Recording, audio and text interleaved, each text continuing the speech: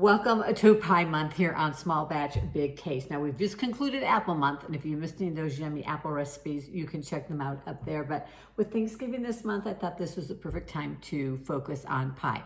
Now, I do have a lot of small batch pie recipes already here on the channel, and you can find those up here.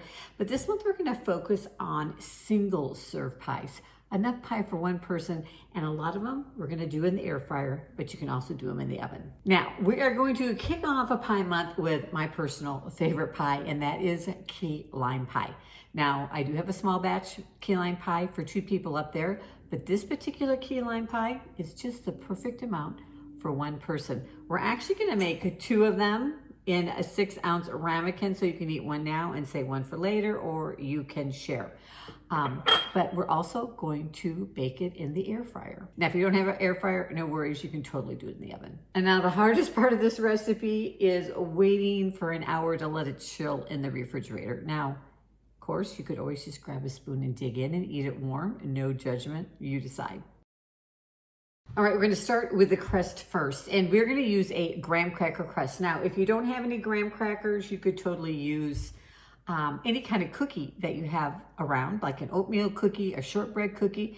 If you want to add a little chocolate and use an Oreo cookie, you could even use a Ritz cracker, which would give you a kind of a nice salty sweet combo, or a saltine cracker, or you could actually just skip the crust part if you want.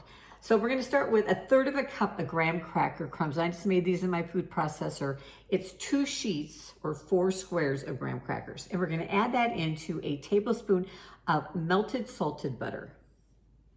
All right, we're also going to add in just 1/2 tablespoon of sugar. And then we want to just mix that, combine it together until it looks like damp sand. Okay, so as I said before, we're going to use 2 6-ounce ramekins, or you can use 1 10-ounce ramekin. And this measures about 4 inches across and then about 1 inch up. But I'm going to share mine today with Jim, so we're going to put it in 2. So now you just want to divide that graham cracker crust mixture in half, put half in one, half in the other.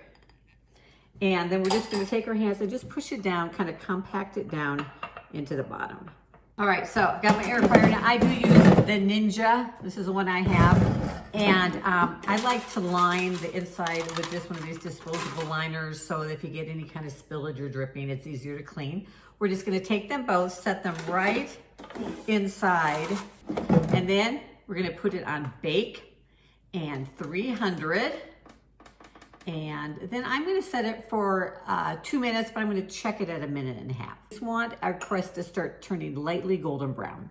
All right, so I ended up baking mine for the whole 2 minutes. Now, I'm going to pull them out just so you can see them, but usually I'll just leave them in there and pour the filling right into the ramekin inside the air fryer.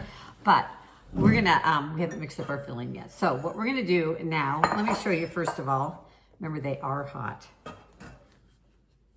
It's just nice and golden brown. One other thing I love about key lime pie, I love just about everything about key lime pie, is how simple it is and how few ingredients there are in this recipe.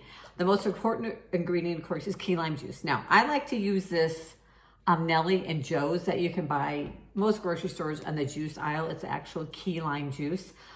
Or if you've got some key limes hanging around you want to use, you can use those. Or you can just use the regular limes that you find, the Persian limes in the grocery store. You can use those too. But today we've got the key lime juice. So I'm going to add in just 1/4 cup of key lime juice. All right. And then we're going to use 2 tablespoons of just some Greek yogurt or some sour cream. I happen to have some yogurt on hand. I need to use that. So 2 tablespoons of that.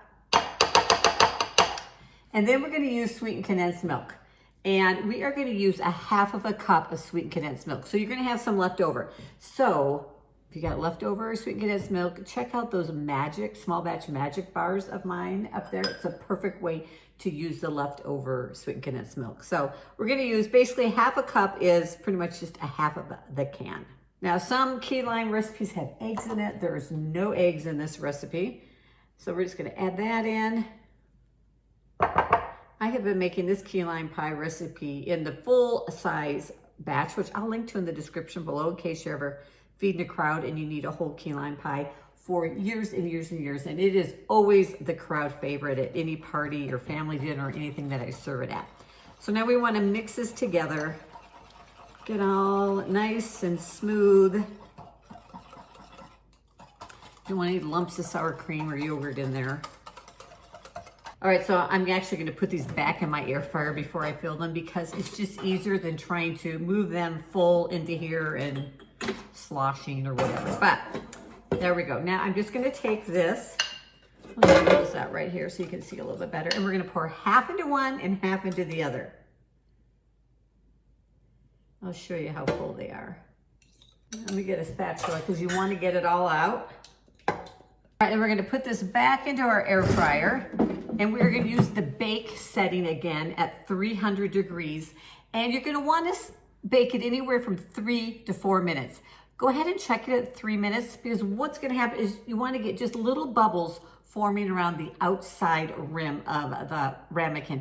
You don't want the whole thing to bubble because what'll happen then, it will change the texture of your key lime pie and it will kind of curdle it. So we want to pull it out just when the bubbles are starting to bubble around the edge. And usually in my air fryer, that's 3.5 to 4 minutes. Okay, so mine actually today took about 4.5 minutes, and a lot of it's going to depend on the temperature of your ingredients, you know, if they've been sitting at room temperature for a while or if they're chilled, but just those little bubbles will start to form around the perimeter, and then when you kind of shake it, you'll see that it's set. It will still jiggle a bit, but it won't slosh or anything like that, and you can kind of tell that it is set on the top.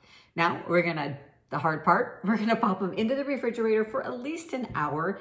And even you can totally do this the night before, or you can wait an hour or two, however strong your self-control is. And then we're gonna be ready to enjoy. All right, I have let them chill. They are ready to eat. And just one, if you're feeling a little fancy, I'm just gonna add a little whipped topping to the top. You can totally eat them just like they are.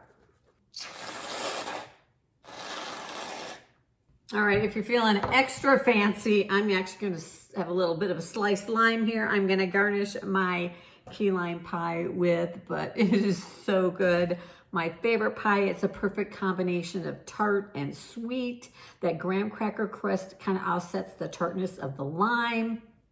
So good. Now, I wanna know though, what is your favorite pie? And is there a particular pie you'd like to see in single serve that can be done in the air fryer or the oven?